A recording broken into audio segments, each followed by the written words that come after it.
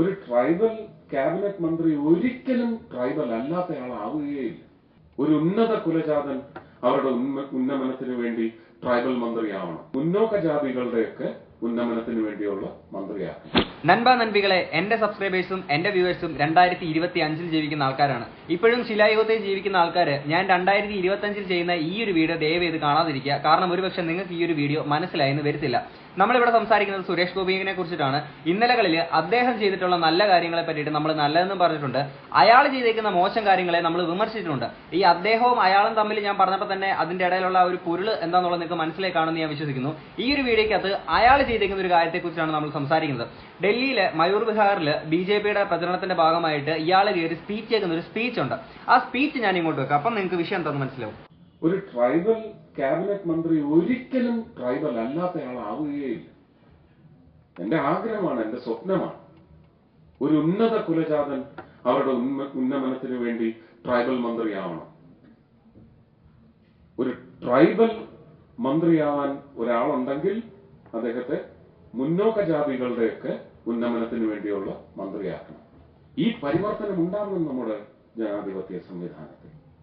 ഈ വർഷം 2025 ഒരു MP പബ്ലിക്കിനോട് വന്ന് സംസാരിക്കുന്നതിന് ഉപയോഗിക്കുന്ന വാക്കുകളാണ് മുന്നോക്ക ജാതി പിന്നോക്ക ജാതി എന്ന് പറഞ്ഞുകൊണ്ട് അതിന്റെ ഇടയിലുള്ള ഒരു വേർതിരിവ് കാര്യങ്ങളൊക്കെ.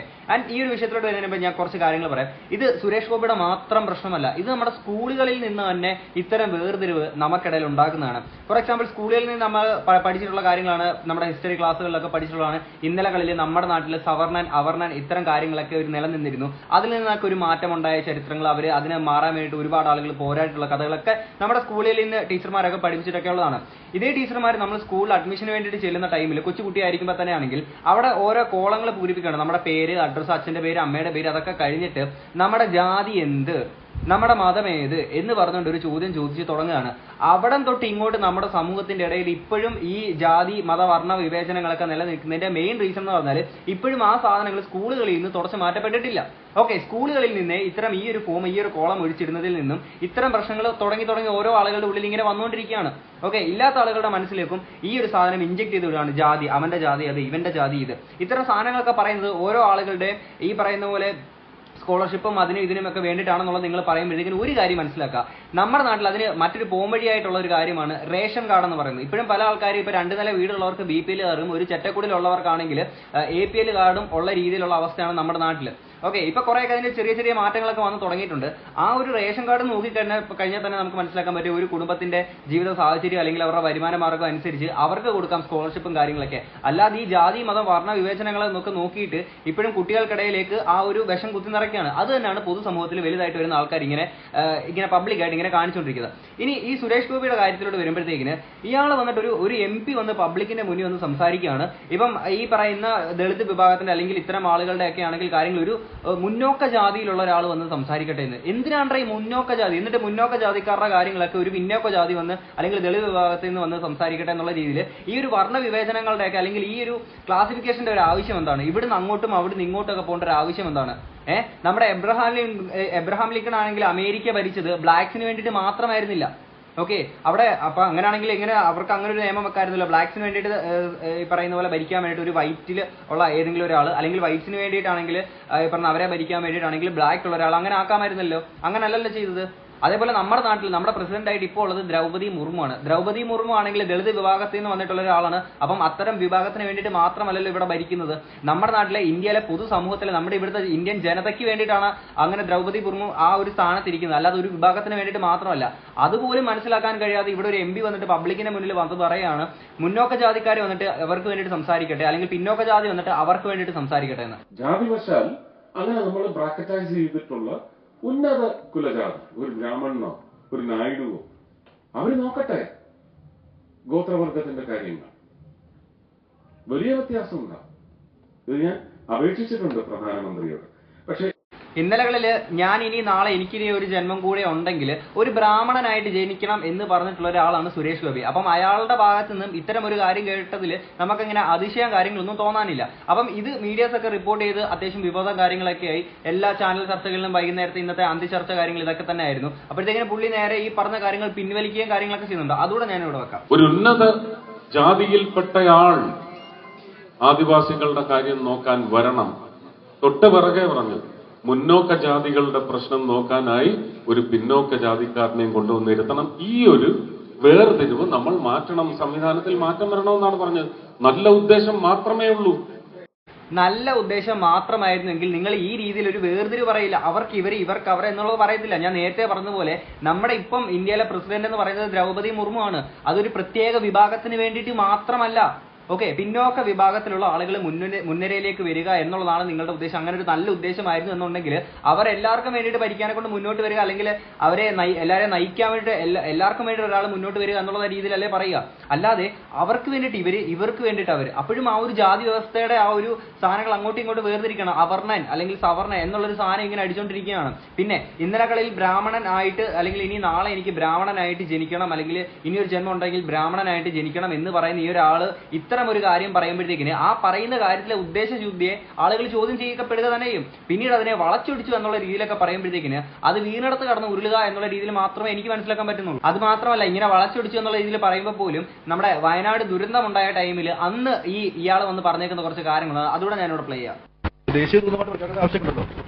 അങ്ങനെ ഒരു സാധ്യതയുണ്ടോ? അന്വേഷിക്കുക, ആദ്യം കുത്തിത്തിരിപ്പുണ്ടാക്കാതെ ആദ്യം അത് അന്വേഷിക്കുക. അതിനുള്ള നിയമമുണ്ടോ? അല്ല, അത് അന്വേഷിക്കും. നിങ്ങൾ അതിന് സാധ്യത ഉണ്ടോന്ന് അന്വേഷിക്കും. ദേശീയ ദുരന്തം എന്ന് പറയുന്ന ഒരു സംഭവം ഉണ്ടോ? ആദ്യം പോയി നിയമം. അല്ല, അങ്ങനെയില്ല.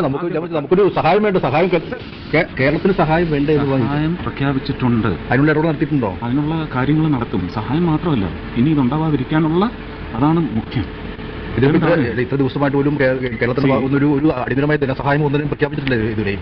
അപ്പൊ അങ്ങനെ പ്രഖ്യാപിച്ചിട്ടില്ല ഇതുവരെ. അതിനുള്ള സമയം ആയിട്ടില്ലല്ലോ. ദുരന്തത്തിന്റെ ഒരു വ്യാപ്തി കാര്യങ്ങളെല്ലാം കണക്കിലെടുത്തതിന് ശേഷം സ്റ്റേറ്റ് ആവശ്യപ്പെടട്ടെ. മീഡിയാസിന്റെ മുന്നിൽ ദേശീയ ദുരന്തം എന്നുള്ളത് ഉണ്ടോ എന്ന് ചോദിച്ചൊരു വ്യക്തിയാണ് ഇയാൾ. ഓക്കെ, അവിടെ ഈ ജാതിയുടെ മതത്തിന്റെ അല്ലെങ്കിൽ ഈ പറയുന്ന പാർട്ടിയുടെ സംഭവമൊന്നും ആയിരുന്നില്ല. അവിടെ വെറും നിരപരാധികളായിട്ടുള്ള കുറച്ച് പച്ചയായ മനുഷ്യര് വേർപെട്ടുള്ള ഒരു അവസ്ഥയായിരുന്നു നമ്മുടെ നാട്ടിൽ നടന്നേക്കുന്ന ഒരു ദുരന്തമായിരുന്നു. അപ്പം ആ ദുരന്തത്തിന്റെ വ്യാപ്തി അറിയണം, പഠിക്കണം എന്നുള്ള ഇതിലൊക്കെയാണ് പറയുന്നത് ഇയാള്. ഓക്കെ, ഇപ്പം ഏത് ദുരന്തത്തിലാണെങ്കിലും പൊലിയുന്ന ഓരോ ജീവനും നമുക്കൊരു ദേശീയ ദുരന്തം തന്നെയാണ്. എങ്ങനെയാണ് ഒരാളുടെ മരണം അല്ലെങ്കിൽ നമ്മുടെ നാട്ടിൽ ഉണ്ടാവുന്ന ഒരാളുടെ വേർപാടിനെ എങ്ങനെയാണ് ഭയങ്കര നിസ്സാരവൽക്കരിച്ച് നമുക്ക് പറയാൻ സാധിക്കുക? അയാളൊരു ക്രൂരനോ അല്ലെങ്കിൽ ക്രിമിനലോ ആയിട്ടുള്ള ആൾക്കാരൊക്കെയാണ് ഈ ഒരു ദുരന്തത്തിൽ മരിച്ചതെന്നുണ്ടെങ്കിൽ ഓക്കെ. പക്ഷെ വെറും നിരപരാധികളായിട്ടുള്ള കുറച്ച് പച്ചയായ മനുഷ്യർ നമ്മളെ വിട്ടു പോയിട്ടുള്ള ആ ഒരു സംഭവത്തിനെ അതെങ്ങനെയാണ് ഒരു ദേശീയ ദുരന്തമായിട്ട് നമ്മൾ പറയാം? അങ്ങനെ ഒന്നും ഉണ്ടോ എന്ന് ഇയാൾ ചോദിച്ചിട്ടുണ്ടെങ്കിൽ അയാളുടെ ആ ഒരു മനസ്സിലിരിപ്പ് എന്താണെന്നുള്ളത് നമുക്ക് മനസ്സിലാക്കാൻ പറ്റുമല്ലോ. ഇത്രയും ഇപ്പം നിങ്ങൾ ആലോചിക്കണം, ഈ തൃശ്ശൂരുകാർ ഇയാളെ ജയിപ്പിച്ചിട്ട് ആൾക്കാരുടെ ഞാൻ ചോദിക്കുകയാണ്, ഒരു മാനസിക പരിഗണന ഇല്ലാതെ മനുഷ്യന്മാരുടെ അടുത്ത് ഒരു അങ്ങനത്തെ സാധനങ്ങളൊന്നും ഇല്ലാത്ത വലിയൊരു തമ്പ്രാനാണ് ഇയാളെ പറയുന്നത് നമ്മളെ പ്രജകളെല്ലാവരും അനുസരിക്കണം. ഇതെന്തോന്ന് രാജഭരണമാണ്? ഇതൊരു ജനാധിപത്യ രാജ്യമാണെന്നുള്ളതാണ് നമ്മൾ മനസ്സിലാക്കേണ്ടത്. അല്ലാതെ ആരും മികച്ചതാണ്, ആരും മോശപ്പെട്ടവരാണെന്ന് പറഞ്ഞിട്ടില്ല.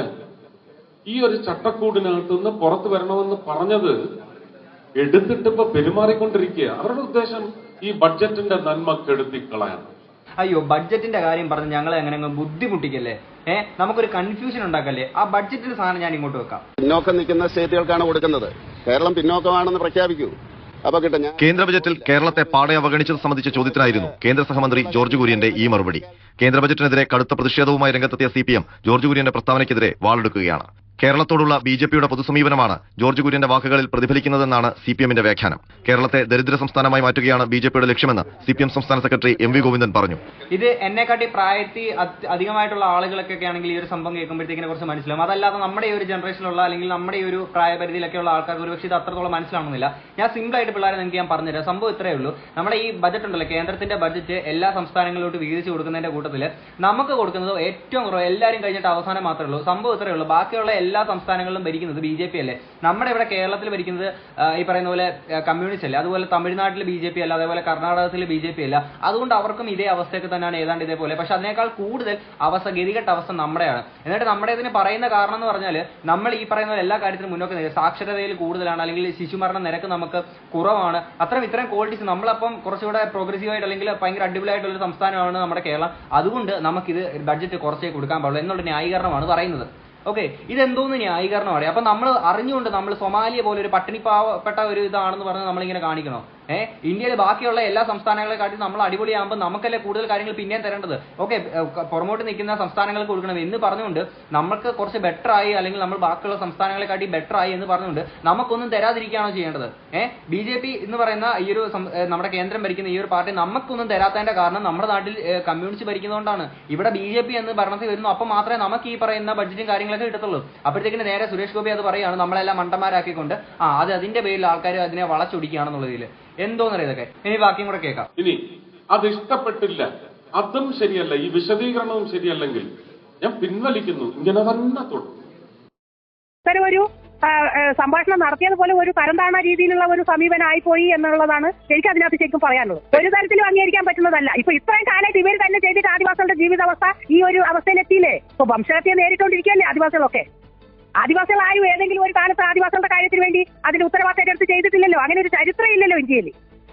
എന്നിട്ട് അതിലും പിന്നെയും ഉന്നത കുലജാതർക്ക് എന്ന് പറയുന്നത് അതെന്തടിസ്ഥാനത്തില് മുഴുവൻ വംശത്തെ ഇല്ലാണ്ടാക്കുന്നതിന് വേണ്ടിയിട്ടാണോ? അറിയില്ല ശരിക്കും നമുക്ക്.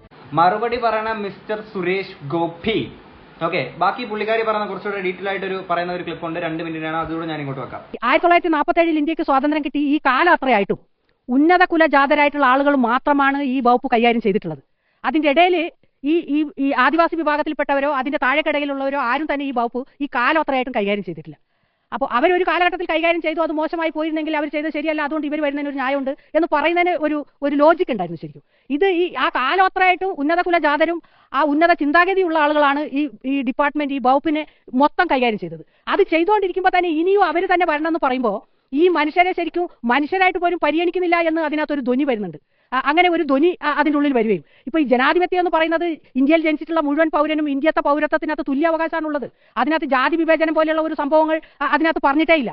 ആദിവാസികൾക്ക് പ്രത്യേകിച്ച് നമ്മുടെ ഇന്ത്യ ഭരണഘടനയിൽ തന്നെ പ്രത്യേകം വ്യവസ്ഥകളുണ്ട്. ആ വ്യവസ്ഥ അനുസരിച്ചാണ് സംവരണവും വിദ്യാഭ്യാസവും ആനുകൂല്യവും പോലെയുള്ള കാര്യങ്ങളൊക്കെ നടന്നുകൊണ്ടിരിക്കുന്നത്. അത് നടപ്പിലാക്കുന്ന പരിപാടി ചെയ്തത് ഈ നൂറ്റാണ്ടുകളായിട്ടും ഇവർ തന്നെയാണ്. അതിൽ വേറെ ഒരാൾ മാറി വന്നിട്ടില്ല. അങ്ങനെ ഇവർ തന്നെ ചെയ്തു പരാജയപ്പെട്ടു, മുഴുവൻ ചൂഷണം ചെയ്ത് ഇപ്പോൾ പല പ്രദേശത്തും ട്രൈബ്സ് ആയിട്ടുള്ള ആളുകൾ വംശഹത്യ നേരിട്ടുകൊണ്ടിരിക്കുകയാണ്. ഈ വംശഹത്യ നേരിട്ടുകൊണ്ടിരിക്കുന്ന സമയത്തും ഇനി അവർ വന്നാൽ ഈ അവസ്ഥയ്ക്ക് മാറ്റം ഉണ്ടാക്കുമെന്ന് പറയുമ്പോൾ അത് ശരിക്കും അതിന്റെ ലോജിക്കും അതിന്റെ ഉള്ളടക്കം എന്താണെന്ന് എന്നെ പോലെയുള്ള ആളുകൾക്ക് ശരിക്കും മനസ്സിലാവുന്നില്ല. അപ്പോൾ ഞങ്ങളൊക്കെ മനുഷ്യരല്ലേ, ഇങ്ങനെ ഒരു അവസ്ഥയിലേക്ക് കൊണ്ടുവരാൻ വേണ്ടിയിട്ടാണ് ഞങ്ങളെ പോലെയുള്ള ആളുകളൊക്കെ ആ ഇടങ്ങളിൽ എത്താൻ വേണ്ടിയിട്ട് ഈ കഴിഞ്ഞ കാലങ്ങളിൽ നിരന്തരമായിട്ടുള്ള പരിശ്രമം നടത്തിക്കൊണ്ടിരിക്കുന്നത്. അപ്പോൾ അത് ഞങ്ങളെ പോലെയുള്ള ആളുകളൊന്നും അത്തരം അവസ്ഥയിലേക്ക് വരരുത്, ഞങ്ങൾ എപ്പോഴും അടിമകളും അകറ്റി നിർത്തലും അയിത്തം കൽപ്പിച്ചവരും ആയിട്ടുള്ള ആളുകളായിട്ട് തുടരണം എന്ന് അങ്ങനെ പറയുന്നതിന്റെ ഒരു ധ്വനി ഈ വാക്കിനകത്ത് വരുന്നില്ല എന്നുള്ളത് വളരെ ക്ലിയർ ആണ് ശരിക്കും. അതുകൊണ്ട് ഇത്തരം ഒരു ഇടപെടൽ സമീപനം, ഇങ്ങനെയുള്ള ഒരു ചർച്ച പോലും വരുന്നത് നമ്മുടെ കേരളം പോലെ ഇന്ത്യ പോലെയുള്ള സംസ്ഥാനത്തിന് അപമാനകരമാണെന്നാണ് ഞാൻ പറയുക. അതുകൊണ്ട് ആ ഒരു രീതിയിലേക്ക് ആളുകളെ കാണാതെ അവരെയും കൂടെ മനുഷ്യരായിട്ട് പരിഗണിച്ചുകൊണ്ട് ഇന്ന് നിലവിലുള്ള സംവിധാനത്തിന്റെ ഭാഗമാക്കാൻ വേണ്ടിയിട്ടുള്ള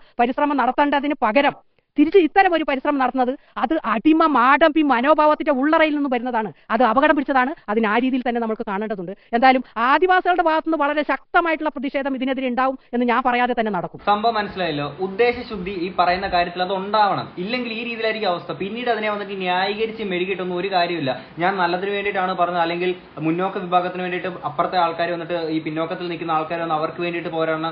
എന്തിന് അങ്ങനെ ഒരു വേർതിരിവ് ഉണ്ടാക്കേണ്ട ഒരു ആവശ്യം എന്താണ്? ഇവിടെ എല്ലാവർക്കും വേണ്ടിയിട്ടല്ല ഒരാൾ മുന്നോട്ട് വരേണ്ടത്.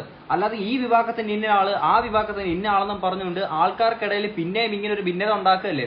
ഇത് കഴിഞ്ഞിട്ട് ഞാനാണെങ്കിൽ ഇന്നത്തെ എല്ലാ ചാനൽ ചർച്ചയും കുത്തിയിരുന്ന് കണ്ട് ഓരോരോ ചാനൽ മാറ്റി നോക്കി ഇതിനകത്ത് BJPയുടെ ആരെങ്കിലും പ്രതിനിധി വന്ന് സംസാരിക്കുന്നുണ്ടോ എന്നുള്ളത്. ഡൽഹിയിലായതുകൊണ്ട് ഭാഗ്യത്തിന് BJPക്കാരൊന്നും ഇവിടെ വന്ന് സംസാരിക്കുക കാര്യങ്ങളൊന്നും ചെയ്തിട്ടില്ല. കാര്യം അവർക്കറിയാം ഇതിനകത്ത് സംസാരിച്ചു കഴിഞ്ഞാൽ നാളത്തെ ഉള്ളൂ, ഇതിനകത്ത് എന്ത് ന്യായീകരിച്ച് മെഴുകാൻ ആൾക്കൊണ്ടാണ്. അപ്പോഴും ഒരാൾ പറഞ്ഞേക്കുന്ന സാധനം ഞാൻ ഇങ്ങോട്ട് വെക്കാം. മൂന്ന് തവണയാണ് NDA സർക്കാരിന് BJP നേതൃത്വം നൽകുന്ന സർക്കാരിന് പ്രസിഡന്റിനെ തെരഞ്ഞെടുക്കാനുള്ള അവസരമുണ്ടായത്. ഈ 3 പ്രാവശ്യവും ഈ BJP പ്രസിഡന്റ് സ്ഥാനത്തേക്ക് കൊണ്ടുവന്നു. ഒന്ന് അബ്ദുൽ കലാം ആയിരുന്നു, ഒന്ന് ഇതിനു മുമ്പുള്ള പ്രസിഡന്റ് പേരെന്താ ഞാൻ മറന്നുപോയി, രാംനാഥ് കോവിന്ദ് ആയിരുന്നു, പിന്നുള്ളത് ദ്രൗപദി മുർമു ആയിരുന്നു. ഇവർ 3 പേരും ഏത് വിഭാഗങ്ങളിൽ നിന്നുള്ളവരാണ്. അതുകൊണ്ട് അതുപോലെ ഇപ്പോൾ കേന്ദ്രമന്ത്രിസഭയിൽ ഒരു OBC പ്രധാനമന്ത്രിയായി ഒരു ട്രൈബ്, അതായത് ഒരു ആദിവാസി സ്ത്രീ പ്രസിഡന്റ് ആയിരിക്കുന്ന നാടാണിത്. ഈ മന്ത്രിസഭയിലെ 67% ആൾക്കാരും OBCയോ മറ്റു പിന്നോക്ക വിഭാഗങ്ങളോ ആണ്. അങ്ങനെയുള്ള ഒരു നാട്ടിലാണ് നമ്മളിവിടെ ജീവിക്കുന്നത്. അവിടെ ഇരുന്നു കൊണ്ട് ഈ ഭരണകക്ഷിയെയും BJPയെയും സംഘപരിവാറിനെയും സവർണത എന്ന് പറഞ്ഞു കഴിഞ്ഞ് കിടന്ന് ബഹളം വെക്കുന്നതിൻ്റെ അകത്ത് അത് അപഹാസ്യമാണ്. അവർക്കത് മനസ്സിലാവുന്നില്ലെങ്കിലും ഞാൻ യാഥാർത്ഥ്യമാണ് പറഞ്ഞത്.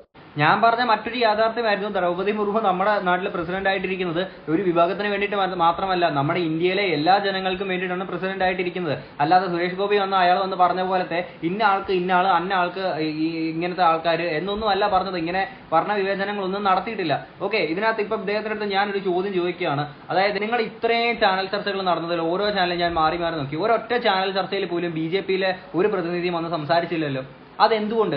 ഈ ചോദ്യത്തിന് ഒരു ഉത്തരം കണ്ടുപിടിക്കുമ്പോഴത്തേക്കും നിങ്ങൾക്ക് മനസ്സിലാവും എന്തുകൊണ്ടാണ് ഈ സുരേഷ് ഗോപി പറഞ്ഞ ഈ ഒരു കാര്യത്തിന് ഇത്രയും രീതിയിലെ വിമർശനങ്ങൾ നേരിടേണ്ടി വരുന്നത് എന്നുള്ളത്. പിന്നെ ഇത് കഴിഞ്ഞിട്ട് ഇപ്പം ഇവിടുത്തെ BJP-കാരൊക്കെ സത്യം പറഞ്ഞാൽ ആലോചിക്കുന്നത് ഡൽഹി പോയി പറഞ്ഞതായതുകൊണ്ട് BJP-കാർ രക്ഷപ്പെട്ടു. കാര്യം ഇതിനകത്ത് ഇവർക്ക് വേണ്ടിയിട്ട് കേരളത്തിൽ വെച്ച് പറഞ്ഞായിരുന്നെങ്കിൽ ചാനലുകാരിലെല്ലാം വന്നിരുന്ന് പറഞ്ഞിട്ട് സുരേഷ് ഗോപിക്ക് വേണ്ടിയിട്ട് പറഞ്ഞ് ഇങ്ങനെ നാറി മെഴുകേണ്ട ഒരു അവസ്ഥ ഉണ്ടായേനെ. എന്തായാലും ഇതിനെപ്പറ്റിയുള്ള നിങ്ങളുടെ അഭിപ്രായങ്ങൾ തീർച്ചയായിട്ടും താഴെ കമന്റ് ബോക്സിൽ പറയാം. നമുക്ക് ഇതിൽ അടുത്തൊരു വീഡിയോ കാണാം. അപ്പോൾ ശരി, ബൈ.